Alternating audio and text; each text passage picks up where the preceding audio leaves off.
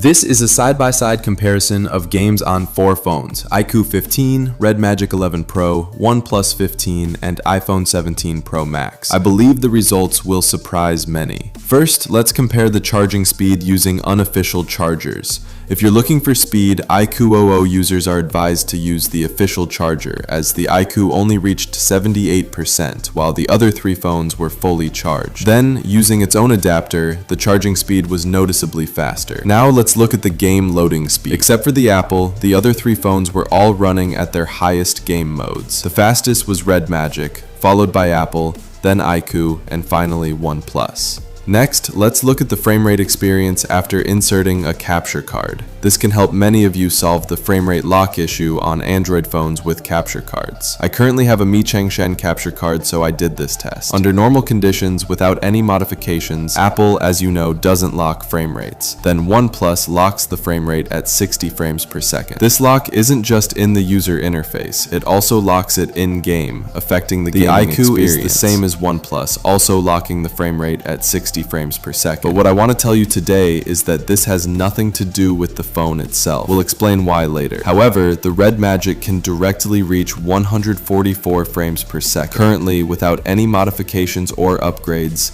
the RedMagic offers the best gaming experience for live streaming because it can customize the output frequency based on your device, even reaching up to 240 Hz. The reason the other 2 phones can't capture 144 frames per second is that your capture card must support remote OTA updates. Because there are so many Android devices, each one requires a specific firmware upgrade to capture the corresponding 144 frames per second quality, so you don't need to buy a separate capture card. I just had my capture card upgraded by Mi Chengshen after sales service. After that, OnePlus and iQOO can capture 144 frames per second. I don't know about other capture cards, but you can ask them if they can be remotely upgraded. Also, in the game login screen, Android generally locks at 15 frames per second, while Apple is normal. The iPhone 17 Pro Max still hasn't been adapted to 120 frames per second, so it shouldn't be included in future game tests. Let's move on to the touch controls, which are the most important aspect for FPS gamers. These 3 Android devices have their touch controls almost maxed out. You can see that Apple and RedMagic didn't have screen flickering. Then there's OnePlus's single point touch, which is particularly prone to interference. This doesn't significantly affect the gaming experience, but I still recommend OnePlus users lower the single point touch setting. The iQOO also exhibited slight screen flickering, so don't set the single point touch setting too high on these 2 phones.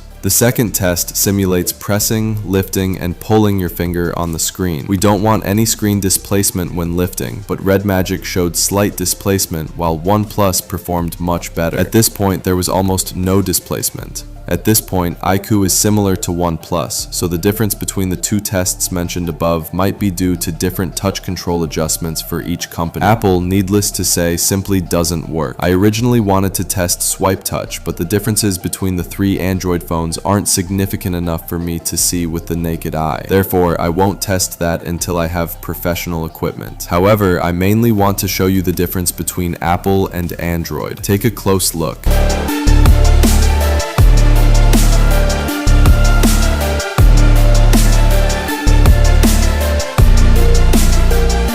It gives me the feeling of comparing an Apple tablet to an Android tablet a year ago. If my tests are accurate, then the touch control on current Apple phones isn't as good as that of top-tier Android flagships. Of course, it could be due to a lack of compatibility, but the delay is clearly visible to the naked eye. Then there's the issue of their microcontrol. RedMagic's microcontrol works perfectly for drawing circles, as does OnePlus. Both are normal. iQOO is slightly worse. iQOO microcontrol is a bit stiff. I won't discuss Apple because you all know that Apple's traditional microcontrol simply can't draw circles. Next, I want to address a point that I hope all Android users will pay attention to, regardless of whether you have a tablet or a phone. It's about device interference resistance.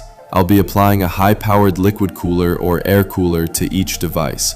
Currently, both iPhones and iPads are experiencing screen flickering. No matter what cooler I use, there's no interference, so I won't test Apple. Then, during liquid cooling, the RedMagic phone experienced screen jumping. So I've seen many online users reporting screen jumping and other issues with their Android devices. Air cooling and liquid cooling can definitely cause your devices to malfunction. Next, let's look at the Oneplus phone. See, it's flickering quite severely. The Oneplus 15 is quite susceptible to interference from liquid cooling. This will significantly affect your touchscreen experience. Then let's look at the iQOO. It's jumping, see? Of these three, the iQOO is the least affected, but sometimes it experiences large-scale screen jumping, like this. I'll also take this opportunity to show you the iQOO because when I tested it before, the screen flickering was quite severe. However, the iQOO might be slightly better. I'll also tell you that high-powered air cooling can also cause screen flickering or accidental touches. Due to time constraints, I'll only show you one RedMagic unit. You should be able to see the screen flickering with your own eyes. So brothers, you must pay special attention when choosing water cooling versus air cooling.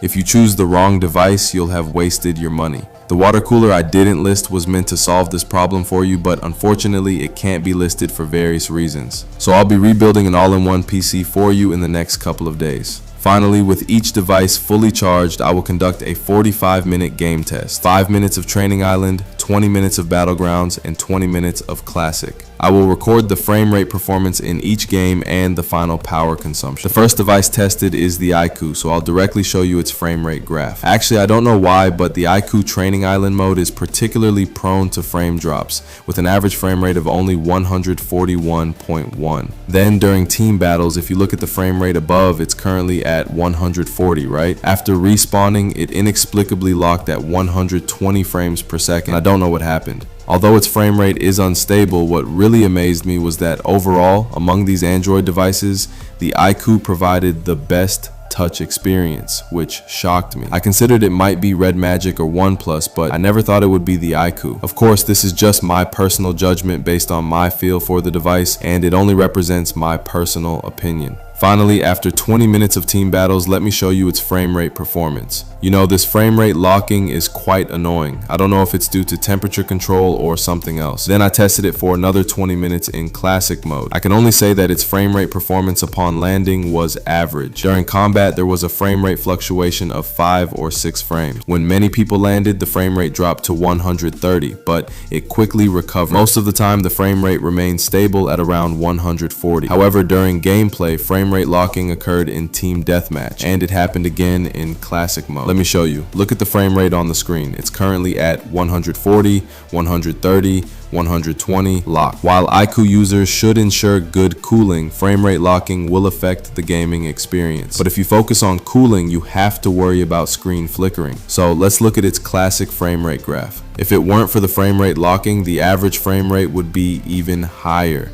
And this is another classic game. This one looks much better. After 45 minutes of gameplay, the battery was at 87%. The ambient temperature was 23 degrees Celsius, and the highest body temperature was 38.6 degrees Celsius. Then came the 45-minute game test of the RedMagic phone. We skipped the training segment and went straight to the frame rate graph. We've seen frame drops, but never reverse frame increases. The training phone reached 145.7 frames per second in 5 minutes. Then we tested team deathmatch. Because my hands were starting to hurt, I had one of the better mobile gamers test the RedMagic and Oneplus phones. At this point, the RedMagic in team deathmatch wasn't in destroyer mode, just awakening mode, so a very strange phenomenon occurred. The RedMagic also experienced frame rate locking. However, this frame rate locking was easily resolved. Simply switching the frame rate brought it back to 14. After the team deathmatch ended, let's look at the frame rate performance. The average frame rate reached 143.5 frames per second. I had to switch settings because of the frame drops, otherwise it could have reached 144. You have no idea how hot the RedMagic gets when playing that classic destroyer mode. It even overheated and locked the frame rate at 60. Then, after switching frame rates, the RedMagic phone started its overheating policy. It was going to overheat to prevent frame drops. So you see, at this point the frame rate on the plane started locking. It jumped from 60 to 120,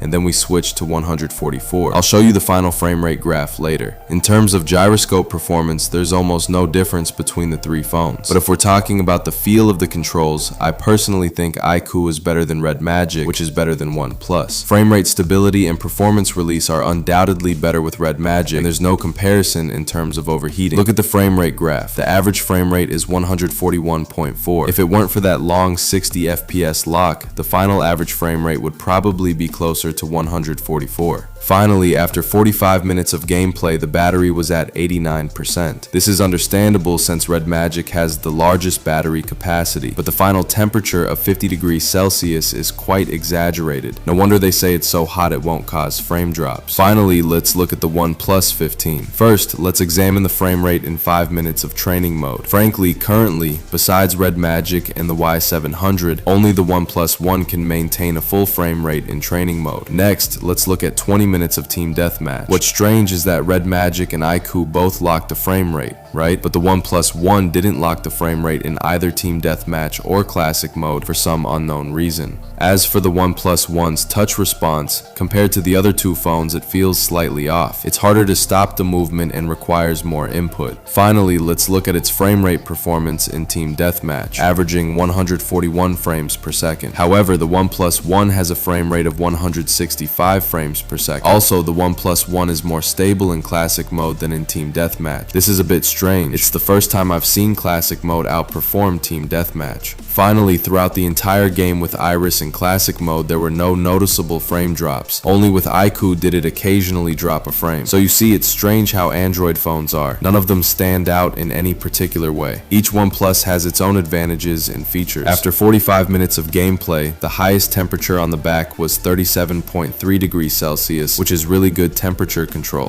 Finally, the battery had 87% remaining. In summary, all three are pretty good. So if it were you, which OnePlus would you choose? Also, since Apple hasn't been optimized yet and only offers 90 frames per second, I won't test its gaming experience. Furthermore, based on the experience of using these three phones, I recommend that all Android users get a cooling pad.